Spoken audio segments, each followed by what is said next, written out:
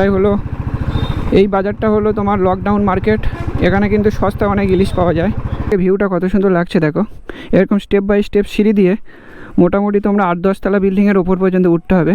আর ওই সামনে যে ক্রাউডটা দেখতে পাচ্ছ, ভিড়টা দেখতে পাচ্ছ, ওটাই কিন্তু Udaipur sea beach. Morning guys, কেমন আছো সবাই? আশা করছি ভালো আছো। রাইড করে দীঘাতে এসেছিলাম, তারপরে শরীরটা একদম টায়ার্ড ছিল, 6 ঘন্টা বাইক চালিয়েছি, তো ঘুমিয়ে গেছিলাম। তাড়াতাড়ি খাওয়া দাওয়া করে এখন সকালবেলা উঠেছি। আর সকালের ওয়েদারটা দেখছো, খুব সুন্দর সূর্য উঠেছে আর বৃষ্টি প্রচুর হয়েছে। আর আমাদের বাবুমশাইকে ওই সামনে আমাদের পার্কিং করা আছে। এখন ভাবছি সমুদ্রের কাছে যাব, মানে অলরাইট গাইস, এখন আমরা হোটেল থেকে বেরিয়ে গেছি। তো চলো আমি তোমাদের দেখাবো দীঘার সব থেকে ভালো কোন জায়গায় তোমরা স্নান করতে পারবে। কারণ অনেকে দীঘাতে এসে কোশ্চেন করে যে সব থেকে ভালো জায়গা কোনটা হবে যেখানে ভালোভাবে স্নান টান করা যায়। এখানে তো অনেক প্লেস আছে, নিউ দীঘা আছে, উদয়পুর আছে, ওল্ড দীঘা আছে, বাট সব থেকে ভালো কোন জায়গাটা হবে চলো আমি তোমাদের দেখাই। তো আমরা নিউ দীঘার দিকেই যাচ্ছি। এই রাস্তাটা, এটা তোমরা যে বাইপাস, দীঘা বাইপাস আছে, স্বামী বিবেকানন্দ স্ট্যাচু, ওখান থেকে যে রাস্তাটা সোজা গেছে এটা হলো সেই রোড। এই রোড ধরে তোমরা সোজা কিন্তু নিউ দীঘায় চলে যাবে। ওল্ড দীঘা যেতে গেলে আবার নিউ দীঘা হয়ে তোমাদেরকে ওল্ড দীঘায় আসতে হবে। আমি একটা শর্ট ভিডিও ছেড়েছি এই চ্যানেলে। তো আমার যে ডায়মন্ড হারবারের ট্রাফিক পুলিশের যে ক্যাম্প ছিল, ওখানে আমার যে পুলিশ ধরেছিল ট্রাফিক পুলিশ, সেখানে আমার কিন্তু লাইসেন্সের জন্য লার্নার হয়ে গিয়েছিলো। হ্যাঁ, একটা জিনিস আমি মানছি যে আমার পলিউশন ফেল হয়ে গেছে এবং তারপরে আমার ইন্স্যুরেন্সও ফেল ছিল। ইন্স্যুরেন্স ফেল ছিল এটা আমি দেখিনি, এটা আমার ভুল ছিল। তার জন্য আমি ক্ষমা চাইছি যে ইন্স্যুরেন্স পলিউশন শেষ, তারপরে গাড়ি চালাচ্ছি, তার জন্য ধরতেই পারে। বাট কিন্তু প্রথমে ধরার পর তোমরা ভিডিওটা যদি পুরো দেখো, না হলে আমি ভিডিওটা আবার দিয়ে দেবো এখানে, তোমরা চাইলে দেখো। তোমরা ভিডিওটা পুরোপুরি দেখেছো তো ওখানে দেখতে পাচ্ছ আমাকে যখন তারা ডাকলো তখন কিন্তু আমাকে ভিডিওটা অফ করে দিতে বলেছিল। আর যদি আমি ভিডিওটা অফ না করতাম তাহলে কিন্তু পুরোপুরি প্রমাণটা ওখানে তোমরা পেয়ে যেতে। অ্যাকচুয়ালি ওরা প্রথমে আমাকে বললো লাইসেন্স দেবো, লাইসেন্সটা তো তোমরা ভিডিও দেখলে। দেন তারপরে বললো তোমার বাইকের কোনো কাগজপত্র ঠিক নেই, ইন্স্যুরেন্স ফেল, পলিউশন শেষ, তোমাকে 7,000 টাকা ফাইন দিতে হবে। সরি 7,000 না, 9,000 টাকা। তো আমি জিজ্ঞাসা করলাম 9,000 টাকা কেন? বলছে তোমার পলিউশনের জন্য 2,000, ইন্স্যুরেন্সের জন্য 2,000, আর 5,000 টাকা ড্রাইভিং লাইসেন্স নেই, গাড়ি চালাচ্ছ তার জন্য। তো আমি লার্নারটা দেখালাম, লার্নার বললো ঠিক আছে, কোনো অসুবিধা নেই, তুমি যদি 2,000 টাকা দাও তাহলে তোমাকে কোনো কিছু কেস দেবো না, কোনো কিছু লাগবে না, ছেড়ে দেবো। বাট আমি বললাম 2,000 টাকা আমি কেন দেবো? আপনার যদি ফাইন দিতে হয় তাহলে আমার একটা ভুল হয়ে গেছে, আমার একটা স্পট ফাইন করে দিন। কারণ আমি কিন্তু অনেক দূরে যাইনি, ডায়মন্ড হারবার আমার বাড়ি থেকে খুবই কাছে। তো বললো না, স্পট ফাইন হবে না, 2,000 টাকার নিচে হবে না ফাইন। তো যাই হোক, আমি তর্কাতর্কি করলাম না, সঙ্গে সঙ্গে ওরা কিন্তু চালানটা কেটে দিল। তো এটাই হলো মেন ঘটনা। আর চালান কেটে দিয়েছে বলে ভয়ের কিছু নেই, কারণ তোমরা প্রত্যেকে জানো লোক আদালত বসে 3 মাস অন্তরে অন্তরে। রিসেন্ট সেপ্টেম্বর মাসে 13 তারিখে মনে হয় লোক আদালত বসবে। তো ওই সময় কিন্তু আমার চালানের 80% মুকুট করে দেয়। মানে আমার যদি 7,000 টাকা হয় সেখানে 1,000 থেকে 1,500 টাকা দিলে আমার চালানটা কিন্তু শোধ হয়ে যায়। বাট এটা কিন্তু একটা এক্সপিরিয়েন্স হলো। তো তোমাদের সঙ্গে যাদের এরকম হয়েছে, তোমরা লোক আদালতের মাধ্যমে কিন্তু চালানটা শোধ করতে পারো। টাকা দেবার ভয় নেই, বা পুলিশ চালান কেটেছে বলে ভয়ের কিছু নেই। এই টাকাটা যদি ওই পুলিশদের হাতে আমি 2,000 টাকা দিয়ে চলে আসতাম তাহলে কিন্তু ওটা পকেটে চলে যেত। আর আমি যে চালানের পেমেন্টটা দেবো সেটা কিন্তু সরকারের খাতায় যাবে। আর সরকার মানে আমাদের সাধারণ মানুষের কাছেই আসবে। কিন্তু নিউ দীঘার কাছে চলে এসেছি। নিউ দীঘার এটা মেন পয়েন্ট। এখান থেকে কিন্তু 3টে রাস্তা চলে এসছে। এই রাস্তা দিয়ে তোমরা ডাইরেক্ট বাইপাসে কলকাতা চলে যেতে পারো, যে রাস্তা দিয়ে আমি এখন যাচ্ছি।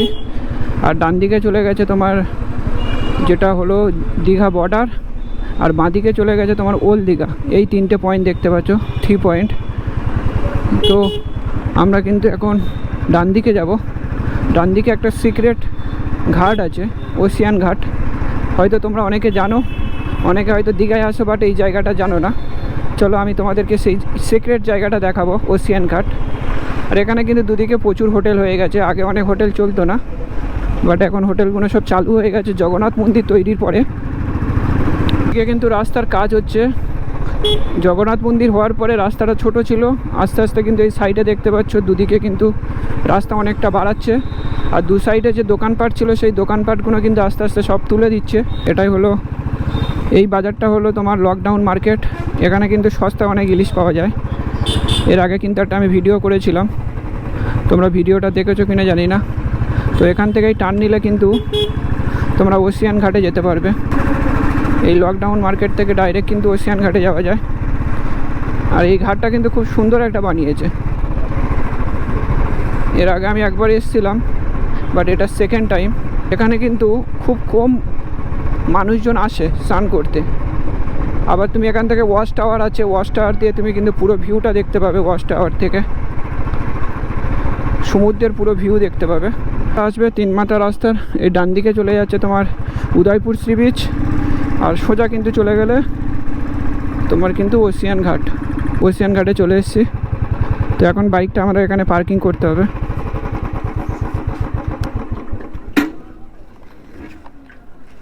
ওশিয়ান ঘাটে আছি, আর ওশিয়ান ঘাটের এখান থেকে ভিউটা কত সুন্দর লাগছে দেখো। এরকম স্টেপ বাই স্টেপ সিঁড়ি দিয়ে মোটামুটি তোমরা 8-10 তলা বিল্ডিংয়ের ওপর পর্যন্ত উঠতে হবে। আর এই এরিয়াগুলো এখন যে একটু জঙ্গল হয়ে আছে। আর ডিসেম্বর মাসে কিন্তু এই জায়গাগুলো সবাই কিন্তু পিকনিক করে, চারিদিকটা কিন্তু পিকনিক করে। আর এখন কিন্তু জঙ্গল জঙ্গল লাগছে সব কিছু। আমরা এখন কিন্তু ওশিয়ান ঘাটে চলে এসেছি। আর এখন আমাদের গোপ্রোটা মাউন্ট থেকে খুলে নিয়েছি, ক্যামেরার মাউন্ট থেকে। ফাইনালি কিন্তু অনেকটা নিচ থেকে ওপরে উঠতে হয়, দেন তারপরে আবার নিচে নামতে হবে, দেন কিন্তু এই সি বিচটা তোমরা দেখতে পাবে। এটা কিন্তু একটা সিক্রেট সি বিচ। তোমরা দীঘাতে অনেকে আসো, বাট এই ওশিয়ান ঘাটটা একবার হলেও এসে ভিজিট করো। তো আমরা দুজনে এসেছিলাম। তো বাইকটা ভিতরে আনা যায় না, বাইকটা রাখতে হয়, কারণ এতটা সিঁড়ি পারা যায় না। আর এখানে চারিদিকে কিন্তু শুধু ঝাউ গাছ আর ঝাউ গাছ। আর হলো সমুদ্র দূরে দেখতে পাচ্ছ। আমরা ওপরে উঠেছি, ওপরে উঠে হাঁপিয়ে গেছি। আবার কিন্তু ওপর থেকে নিচে নামতে হবে, দেন তারপরে কিন্তু সমুদ্রে যেতে পারবো। সুন্দর কিন্তু এখানকার প্রকৃতিটা খুব সুন্দর। আর এখানে পিকনিক করার জন্য উপযুক্ত একদম। এই এরিয়াগুলো পিকনিক করার জন্য উপযুক্ত। এখন ফাঁকা দেখছো, বাট ডিসেম্বর মাস আসলে এখানে কিন্তু বসার জায়গা পাবে না। এতটা পরিমাণে পর্যটকরা আসে পিকনিক করার জন্য। পয়সা আলাদা লেভেলের। এখন বর্ষাকালে সমুদ্র পুরো মাতালের মতন হয়ে আছে দেখো। সমুদ্র মাতালের মতন। এখন জোয়ার চলছে না, ভাটা চলছে, সেই জন্য কিন্তু না হলে জোয়ার চললে এই পর্যন্ত জল আসতো। আর ওই সামনে যে ক্রাউডটা দেখতে পাচ্ছ, ভিড়টা দেখতে পাচ্ছ, ওটাই কিন্তু উদয়পুর সি বিচ। আর ওশিয়ান ঘাট থেকে উদয়পুর সি বিচ ডিস্টেন্স কিন্তু ওই 200 থেকে 300 মিটারের মধ্যে। মানে তোমরা চাইলে সোজা কিন্তু হেঁটে গেলে 5 মিনিট হেঁটে গেলে ওই উদয়পুর সি বিচ দেখতে পাবে।